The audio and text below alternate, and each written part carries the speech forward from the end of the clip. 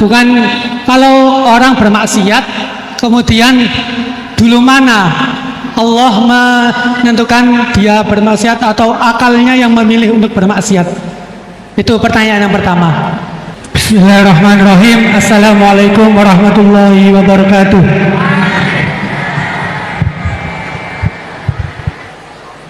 Langsung saja, ngapunten Gus. Di sini ada beberapa pertanyaan yang agak masih grundel di hati gitu. Soalnya belum dapat jawaban. Yang pertama mengenai dari tadi penjelasan dari Gusti Allah menciptakan hamba di dunia ini, ada yang taat dan ada yang suka bermaksiat gitu.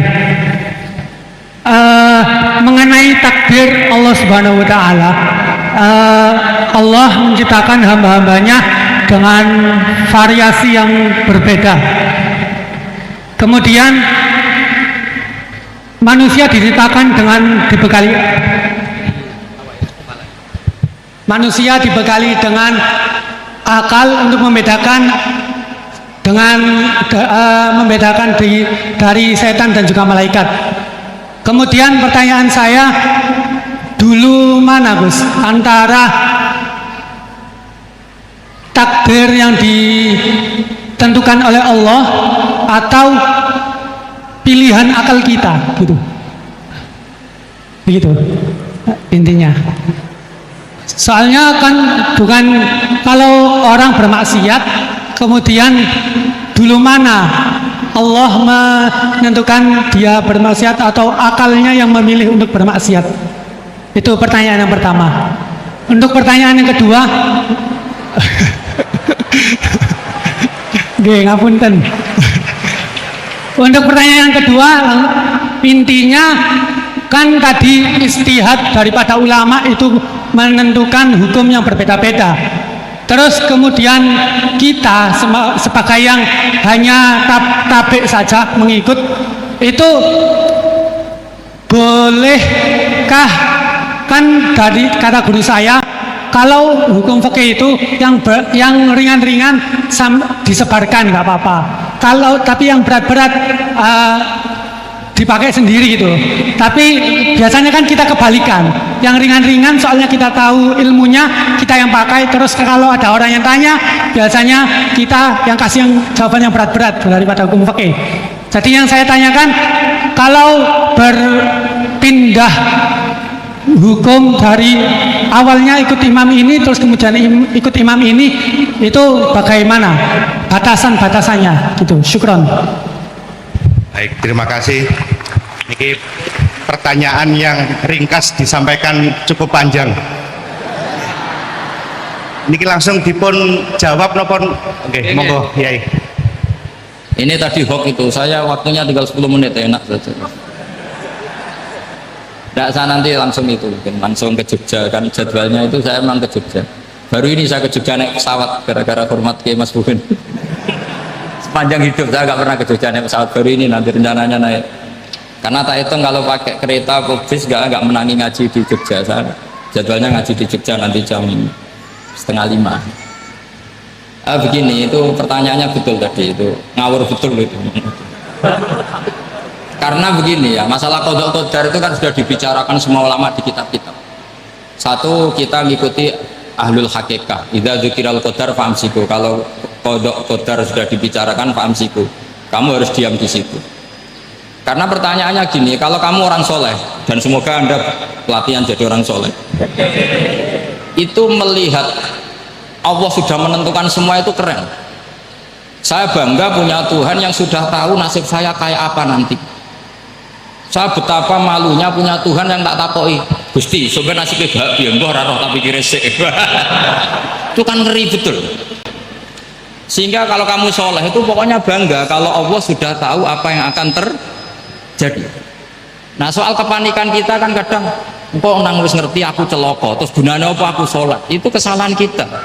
Kita kecewa kalau sekarang soleh, kemudian akhirnya tidak soleh dan akhirnya kita masuk neraka. Kekecewaan ini namanya khadun nafsi. Kita hanya mikir diri Sebetulnya kalau kita abdan lillah, benar-benar hamba Allah, tetap bangga karena punya Tuhan yang tahu apa yang akan terjadi. Makanya yang dibutuhkan kesalian untuk ngakoni kodok kodar, dibutuhkan kesalian. Kalau enggak kriminal betul.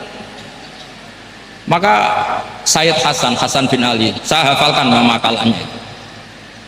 Di antara aturan iman harus iman sama kodok kodar, untuk menunjukkan innahu la yuqsa kurhan wala yuhlabu kurhan, kata beliau, supaya kita tahu bahwa Allah itu tidak dimaksiati secara terpaksa. Kamu bisa nggak bayangkan Allah ngeluh gini, sakjane aku rasa seneng maksiat tapi saya bisa berbuat apa?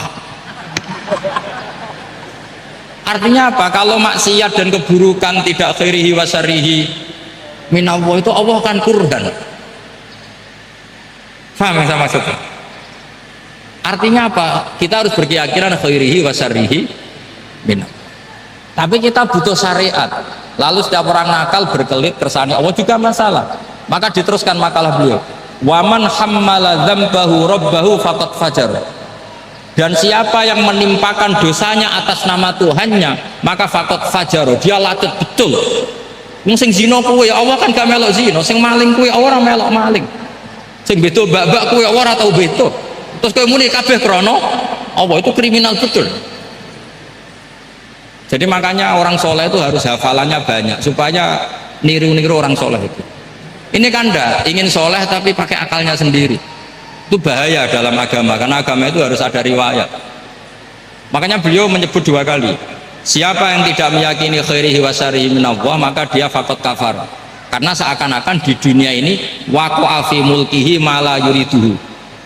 Kalau kamu bilang syar tidak minallah berarti waqa'a fi mulkihi ma la yuriduhu, di kerajaannya terjadi sesuatu di luar kehendak. Tapi waman hammala dzambahu rabbahu faqad fajar, orang yang menimpakan dosanya ditimpakan karena Allah maka faqad fajar, dia lacut betul. Allah tidak ikut maling, tidak ikut zina, tidak ikut korupsi kok. Ini kehendakmu ya. Nah, kalau kamu bisa paham itu ya sudah, jadi orang soleh saja. Kalau enggak ya pilih wa amsiku tadi apa, sudah tidak usah dibahas. Jadi saya mohon semua yang dengar ngaji saya ini, yang enggak tobat supaya tobat, yang sudah tobat ditambahi ilmu, karena biasanya tobat itu ya karena tidak ngerti apa-apa, semua mikir. Itu makalnya Sayyid Hasan bin Ali, cucunya Rasulullah SAW, dan itu diamini oleh semua ulama. Saya pernah ditanya seorang rektor, nggak terima dosen, nggak terima mahasiswa, rektor tanya, Gus yang benar itu Jabariyah apa Qadariyah? Jawaban saya lucu, sementing soleh dulu, kalau setelah soleh kamu nggak apa-apa Jabariyah atau Qadariyah. Karena setelah kita soleh, perasaan kita gini, qaddaronillah ala sholat, saya bisa berbuat apa di depan kehendak Allah. Sehingga perasaannya orang soleh ketika mengatakan al-abdu majbur adalah mengatakan la haula wala quwata, asal soleh loh ya, asal soleh. Tapi kalau orang itu tidak soleh, dijawab apa saja ya brengkel loh. Umpamanya natine ra tau tenang ma Allah. Qadariyah juga sama, ini penting. Misalnya ada orang soleh Qadariyah, mesti cara berpikir, oh pangeran adil ya, sing sholat diganjar swarga, sing zina diganjar neraka, sing ora nyolong diganjar swarga, sing nyolong diganjar neraka, kan adil. Mosok sing nyolong dilebokno swarga, sing sholat dilebokno neraka, kan jadi lucu. Artinya ketika dia Qadariyah juga ingin membaca hikmahnya Allah bikin aturan. Asal soleh, sama yang lagi asal. Jadi orang itu setelah soleh itu bisa improvisasi sendiri. Makanya ini pentingnya ayat innalladzina amanu wa amilus sholihat yahdihim rabbuhum biimanihim. Orang setelah iman nanti akan ditunjukkan oleh imannya untuk mengelola was-wasnya setan. Misalnya saya itu termasuk kiai yang terkenal terlalu diundang susah. Karena saya fanatik fikih, saya punya ibu, saya punya pondok, itu artinya punya kewajiban. Yang bisa mengalahkan kewajiban adalah kewajiban sing akbar, yang lebih besar. Nah ini mau diundang mahasiswa ini kan jelas tidak akbar. Nanti maksudnya tarkul wajib li adri sunnah, wah kriminal saya. Menurut bapak meninggalkan wajib demi sunnah. Ya jelas ya, jadi kita harus terlatih dengan bahasanya orang-orang soleh. Kalau tidak masalah besar, masalah kodok kodar zaman sahabat itu juga terjadi perdebatan.